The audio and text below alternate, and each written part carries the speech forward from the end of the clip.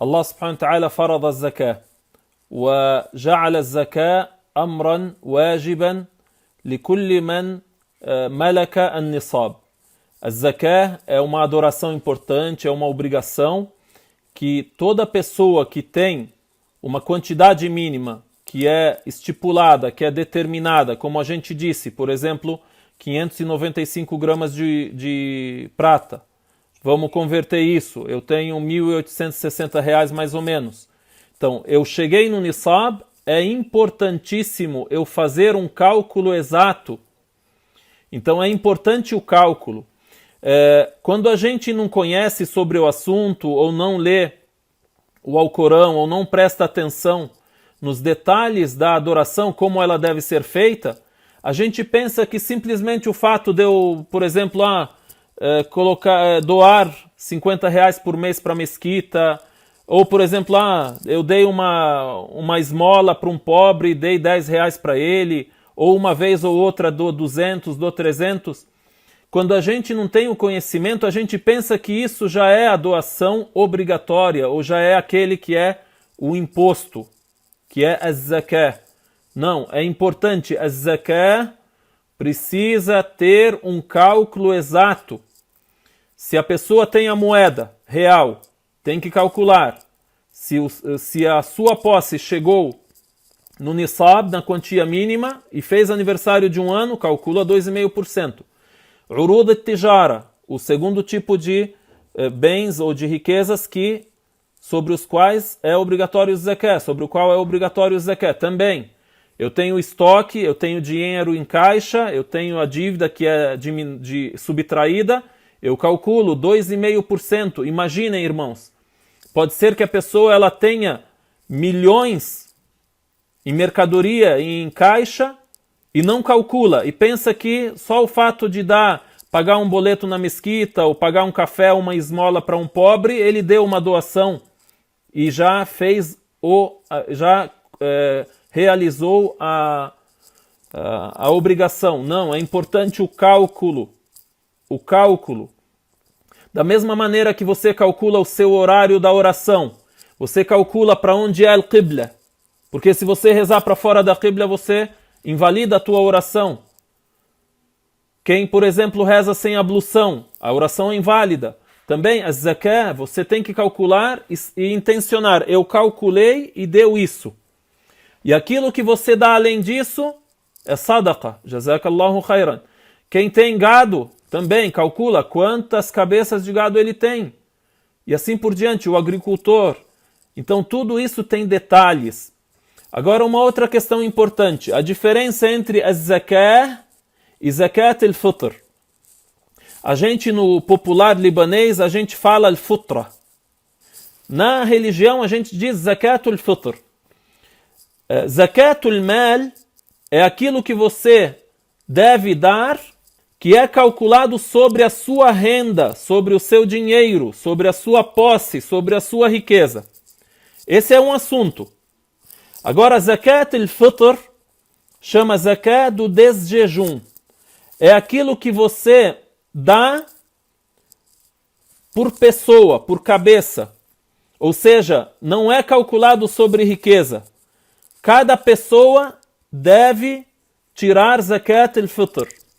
E a pessoa que é o pai de família em casa, que é responsável pela família, pela esposa e pelos seus 3 filhos. Só tem esses que moram em casa, ele tira 5 zakat fitr. E avisa para os seus familiares, olha, meus filhos, minha querida esposa, zakat al-fitr está aqui. A gente vai extrair e dar zakat al-fitr. Por exemplo, mora também a mãe do cidadão junto com ele, zakat al-fitr. Ele, mais a esposa, mais 3 filhos, mais a mãe. 6 pessoas. Então, a zakat fil amwal. Zakat al-fitr fil abdan. A zakat é sobre a riqueza que você tem, se você for rico. E aí o patamar de riqueza é determinado. E a zakat al-fitr, e zakat al-fitr é por cabeça, por pessoa. Aí qual que é o objetivo e qual que é o propósito de zakat al-fitr? É para que o dinheiro circule no dia do Eid um pouco antes do dia do Eid, para que as pessoas mais necessitadas e mais pobres também participem da festa e sejam confortadas e tenham aquilo com o qual elas podem se alimentar, aquilo com o qual elas podem se vestir, e participem com você que é rico da festa. E até mesmo o pobre também deve tirar Zakat al-Fitr. Como a gente disse, não é calculado sobre riqueza. Ibn Abbas radiyallahu anhuma, o companheiro do profeta alayhi salatu wassalam, ele falou sobre Zakat al-Fitr. Ele disse assim: Farada Rasulullah sallallahu alayhi wasallam Zakat al-Fitr. O mensageiro de Deus estabeleceu obrigatório Zakat al-Fitr. Ala al-Hurri wal-Abd. Ala al-Mar'a, ala al-Dhakari wal-Untha. Ala al-Saghiri wal-Kabir. O profeta sallallahu alayhi wasallam decretou obrigatório Zakat al-Fitr para todos os muçulmanos. Seja ele adulto, seja ele de menor, seja ele homem, seja ele mulher, seja ele escravo, seja ele livre. Ou seja, todo mundo. Aí para que serve? Aí ele disse: Tuhratan lis-sa'imi min al-laghwi wal-rafath wa tu'matan lil-masakin. Para quê? Para você espiar, para você apagar, purificar aquilo que pode ter errado durante o seu jejum. Para purificar o seu jejum, uma palavra ruim que eu disse durante o mês de Ramadã no jejum, algo que eu fiz de errado, e também como alimentação para os pobres. Wa tu'matan, tu'ma, alimentação. Lil masakin, para os pobres. Aí também tem esse assunto do Zakat al-Fitr. Quanto a gente dá? Tem aquilo que é estipulado pelo profeta alayhi salatu wassalam, que é para cada pessoa dar. Cada um desses muçulmanos deve dar, o pobre e o rico. Agora, a pessoa que é rica, que é mais abastada, dê mais. Mas a gente diz qual que é o valor estipulado. Na época do profeta alayhi salatu wassalam, ele estipulou sa' min ghalib qut al-balad, min al-sha'ir ou min al-tamr.